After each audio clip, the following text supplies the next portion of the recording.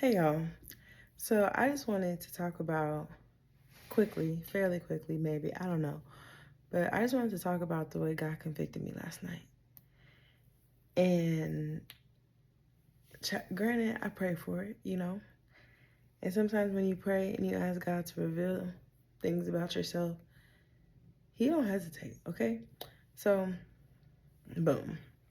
So I've always known obedience is better than sacrifice, right? But I don't think I really understood the depths of that statement until today. And so,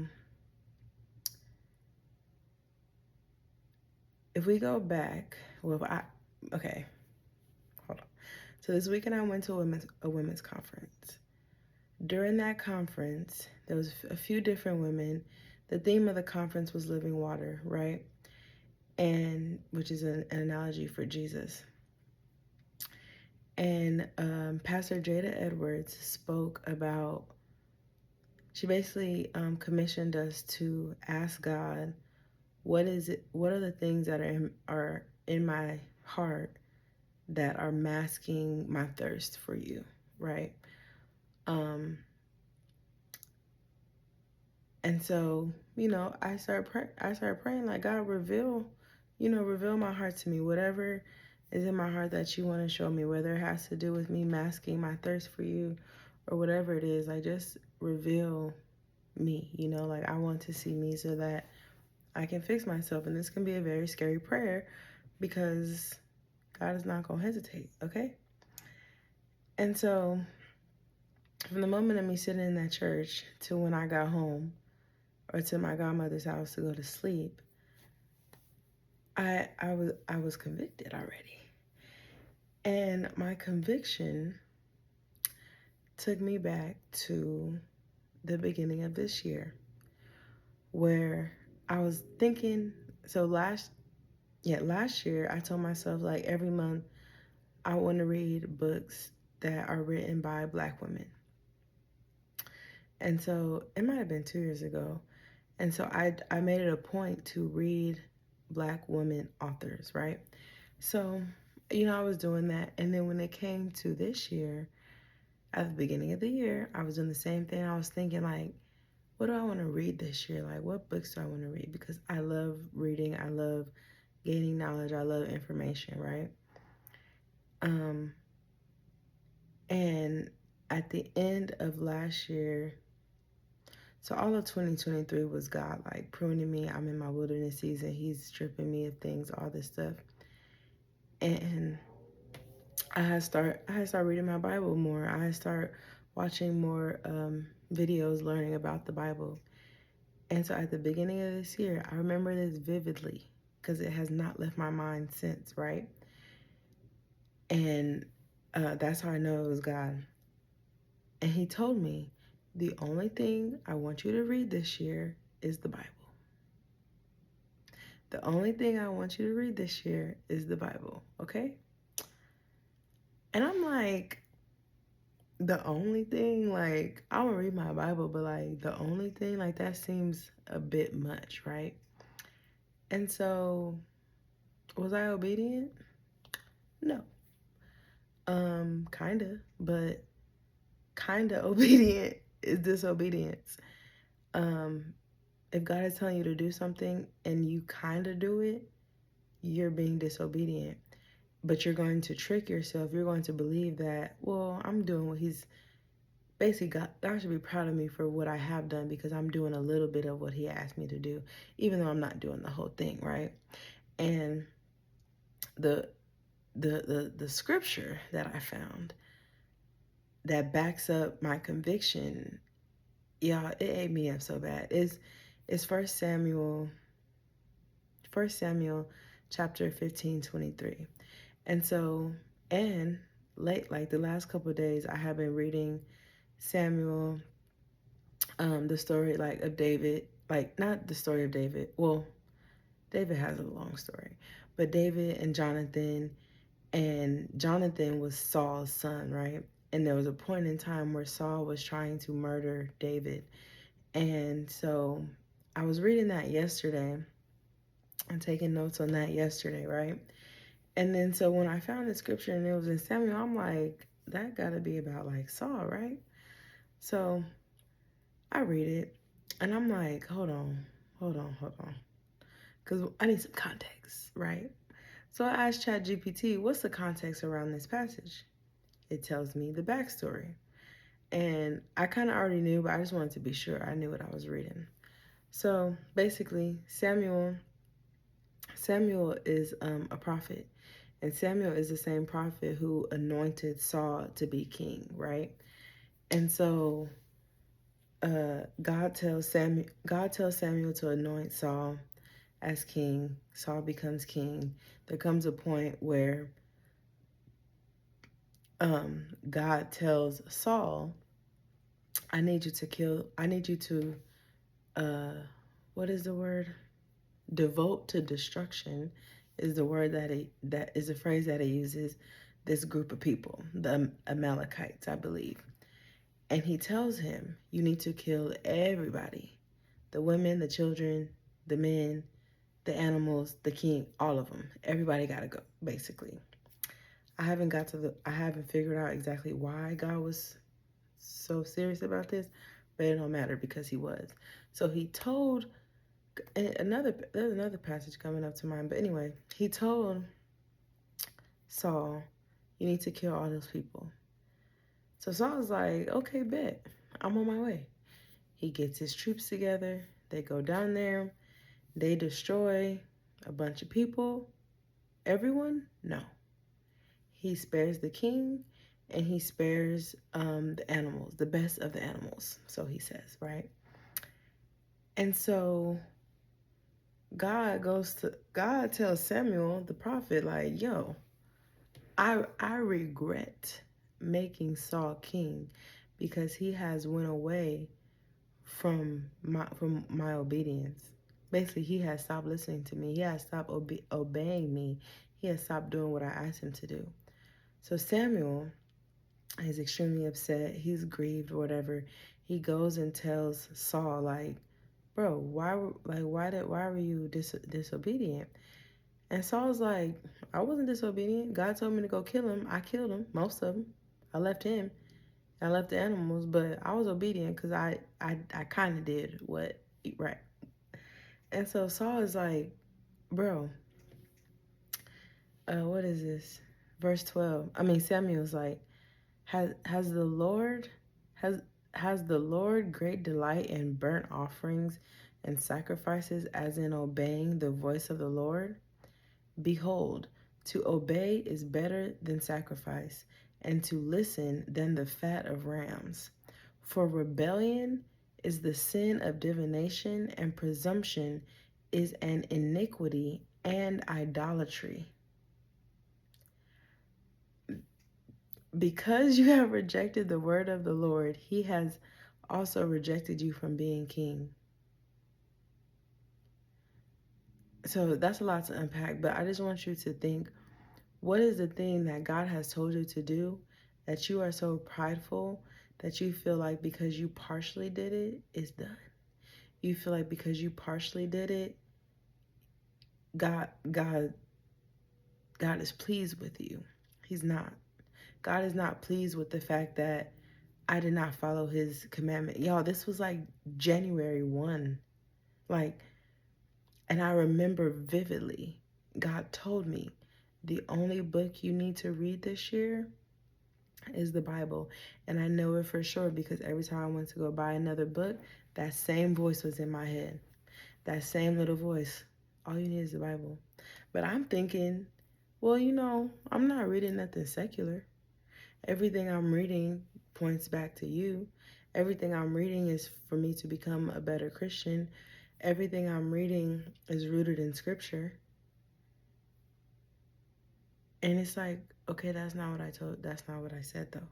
What I said was, all you need to do is read the Bible today. All I need you to this year, all I need from you this year is to read your word. That's the only book you need to read. And I was disobedient. And the rebellion of that is a sin of divination, and the presumption, the thought that I can misconstrue intentionally, not unintentionally. I knew what God said. I knew what I was gonna do was going against what he said. I just didn't take what he said seriously. I thought, okay, you just want me more in your word. Now, did I read my Bible way more this year than I have ever? Absolutely. But is that what God said? No. I'm not even going to list all the books I read because, again, I love reading books. Like, I love listening to books. I love new information. I love new perspective.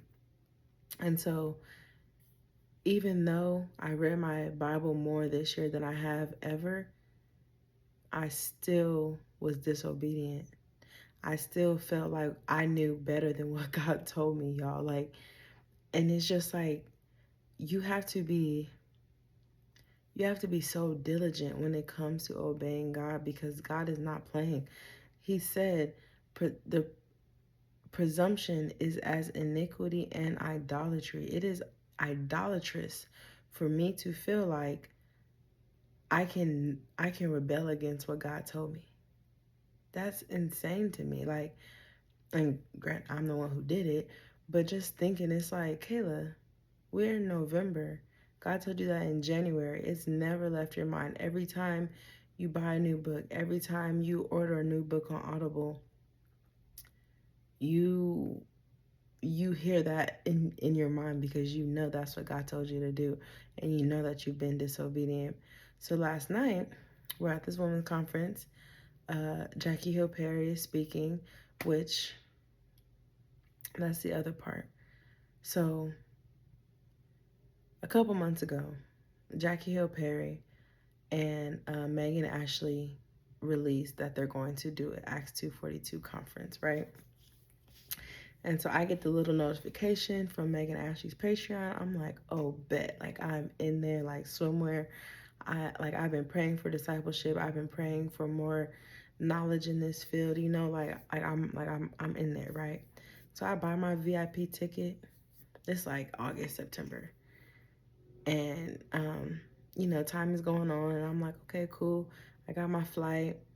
I start looking at hotel rooms, and I realized that the Friday that that conference was on, I thought I had off of work. And so when I was looking at hotel rooms and stuff, and because the check-in thing is weird, I'm like, I don't want to have to get a Thursday. Yeah. So anyway, I'm looking, and then I started feeling like, am I supposed to go? Because at this point, I'm gonna have to call off work because it's kind of too late to take off, so I'm gonna have to call and pretend to be sick or something like that. So that's already going into line. And I'm like, you know what? Maybe I'm not supposed to go. But part of me is like, oh no, like that's not even an option. Like you're going. And the moment I thought that, God was like, if I tell you you're not gonna go, are you still gonna go? Because the thing is, we can make things happen in our own might, right? We can make things happen for ourselves. If I wanted to make it to that conference, I very much could have. I would have been out of the will of God, but I very much could have, right? And so I'm like, all right, you know what? Whatever, cool. I had already put in to get a sub, so I'm like, if I don't get a sub within the end of the week, I'm gonna just sell my ticket. Whole time, God is like, girl. So I'm like, okay, cool. I don't find a sub, and then I don't find a sub, so I put on threads like, hey, I'm not gonna be able to make it to the conference. If anybody wants the ticket, I'm selling it. So still, I'm putting it out there to sell, but I'm also like, yo, if nobody buys it, I'm still going. And then so I had two people who were interested in buying it. They fell through. They changed their mind. And so I'm like, you know what? I'm gonna just drive. I'm gonna just get off work that day. I'm gonna drive out there, check into my room, be back by Monday. It's all gonna be fine. And so as I'm like planning and, strategizing and whatnot, I'm still hearing God, like, I'm still getting an urge, like, you you don't have to go. But I'm also like, well, I don't want to waste, because I felt like God wanted me there. That's the thing. I really felt like God wanted me there. I felt like I was supposed to be there at the time. And so I'm like, like, I don't want to miss out. I don't want to miss out on what God has for me. Um, and then so the next morning I wake up, I have a message from a mother, and she's telling me that she really wants her daughter, who already lives in Atlanta, to be a part of this. She's having a hard time in college. And in that moment, God told me, you are not selling this ticket. This is not a for-profit thing. I had you buy that ticket for somebody else. You are going to give this woman your ticket so that her daughter can be in the room. And as a woman of color who has been in college and has struggled in college, and if you've been there, it sometimes it's not easy. And so I'm I'm my empathy is like, oh, I need this. I don't know this girl, but I need her in the room, right? So I'm like, I tell the mom, like, you know what? I was gonna sell it, but God is telling me to just give it to you. I really want her to go. I don't want you to have to worry about paying for it. Just give me her information. I'm gonna transfer the ticket. Boom. And the mom is obviously extremely grateful. Um, and I felt like that's what God wanted me to do. I was at complete peace with it. Yes, did I want to go? Yes, obviously. Yes, if I didn't go, did I want to get my money back? Yes, obviously. But I think it was another test of my obedience, because, like I said, if I wanted to go, I could have made a way to go, right? And so I'm like, you know what? I'm just going to pray for the people that are going. If they end up posting sessions, I'll watch them. But if I was supposed to be in the room, God would have made a way for me to be in the room. And so I'm on Threads, and if you know anything about Threads, you know how filled it was. It still is. Like, my timeline is still filled with people who were in attendance of the Acts 242 conference. And so they're talking about it, they're posting videos, they're posting notes. And so it's like I'm getting like the drips of the oil from the conference, right? And so although I wasn't there, I'm still kind of receiving through social media. So then, and another reason why I think I was okay with it because it's what God wanted, but I knew that literally 7 days later, I would be in attendance at the Unapologetic Conference in Dallas, where I already live, where Jackie Hill Perry would also be speaking, right? So I get to the conference last night, and you know what? And back up. So people are posting on Threads, and they post about Jackie's sermon, and they're like, she was teaching people how to be a Berean. I don't know if I'm saying it right. Berean. And I'm like, what is that? So I start searching and researching, and I'm like, oh, okay. I start reading, I start understanding. I'm like, okay, somebody posts their notes. So I'm reading the notes, and I'm like, okay, like, teaching people how to not just read their Bible, but how to read the Bible, understanding what makes us not read the Bible, and understanding that for someone like me, it like you can watch all the podcasts, you can listen to all the books, you can listen to all the sermons, but if you're not able to read the word and not verify, but for lack of better terms, what that speaker is saying, then you're not really doing what you're supposed to be doing, because they could be saying anything.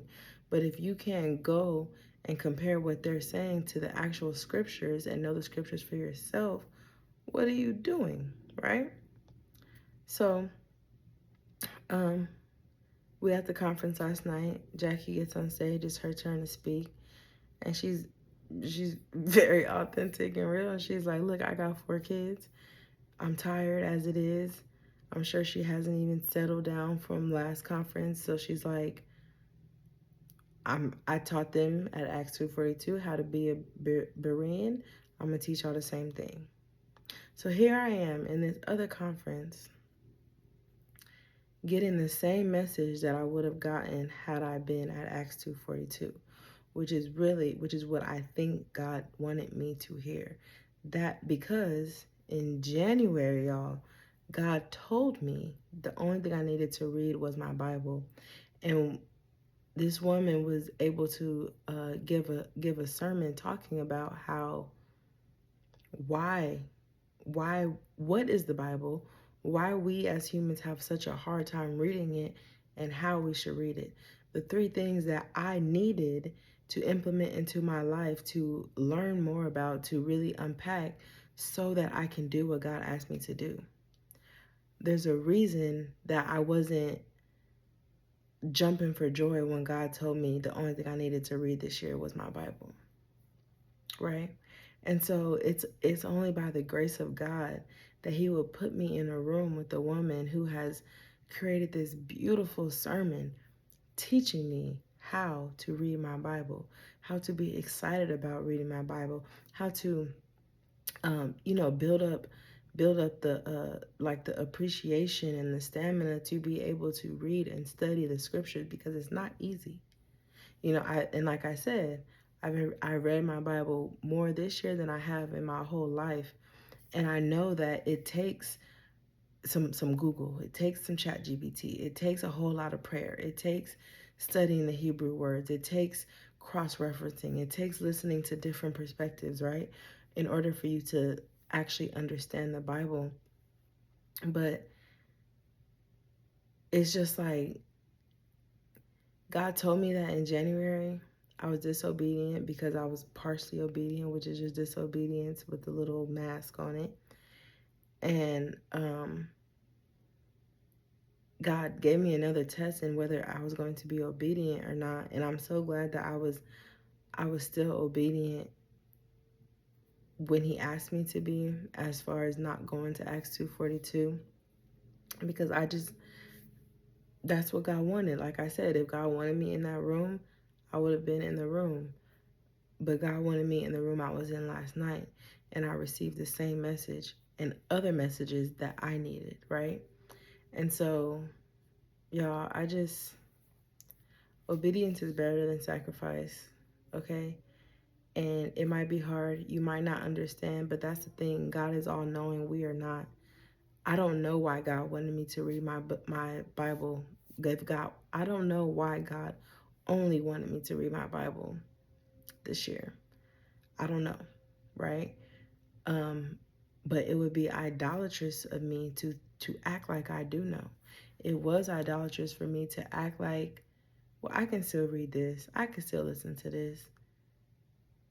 No, you heard what he said. Like, you heard what he said. So just be obedient the first time, and full obedience, because I would hate to be in the position of Saul, where he says, because you have rejected the word of the Lord, he has also rejected you from being king. I don't want the Lord to reject me. Like, I don't want the Lord to reject me at all. And so we have to make it a practice of giving God our yes before we can even think about why we don't want to. Because that's where we're going to get messed up every time. Like, there's nothing to even think about. If God told you, do it. If God asked you for that, give it up. Because you don't know what's on the other side of your yes. The same way you don't know what's on the other side of your no. God can be protecting you.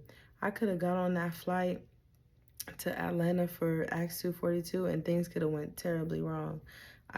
Something could have went terribly wrong if I had went to that city out of God's will. Like, I probably wouldn't even have received the word that I did last night in the same way had I not been obedient, right? So yeah, that's all I had to say, y'all. But God is exceedingly and abundantly more than we can ask, think, or imagine, and He will give us the same, right? So, yeah, that's all I have to say. Obedience is better than sacrifice. Don't forget it. Bye, y'all.